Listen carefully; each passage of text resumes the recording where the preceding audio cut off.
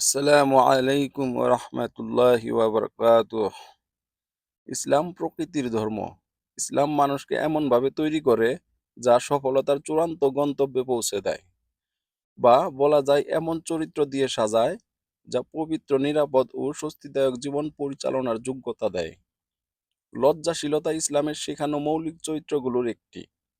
দ্বীন ইসলামের গুরুত্ব এত বেশি, নবী করিম সাল্লাল্লাহু আলাইহি ওয়াসাল্লাম এটাকে ঈমানের অর্ধেক বলেছেন। রাসূল সাল্লাল্লাহু আলাইহি ওয়াসাল্লাম বলেছেন, আল হায়াউ শুবাতুম মিনাল ঈমান। লজ্জা ঈমানের অংশ। লজ্জা ও ঈমান পরস্পরের এমন পরিপূরক, যার মধ্যে ঈমান আছে তার মধ্যে লজ্জা অবশ্যই থাকবে। যার মধ্যে লজ্জা নেই নিশ্চিতভাবে তার ঈমানে ঘাটতি আছে।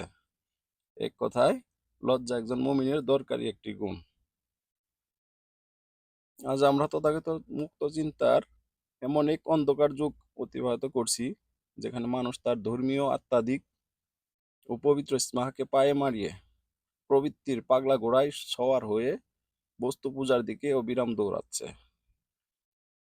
প্রবৃত্তির চাহিদা পূরক জীবনকেই তাদের প্রকৃত জীবন বলে মনে করছে। কুপ্রবৃত্তি নির্বাচন করাকেই নিজেদের জীবনের গন্তব্য নির্ধারণ করেছে। তারা মনে করে প্রবৃত্তির চাহিদা পূরণ করা তা যেভাবেই হোক। তাই জৈবিক চাহিদা, যা মানুষের প্রবৃত্তির প্রধান একটি অনুষঙ্গ,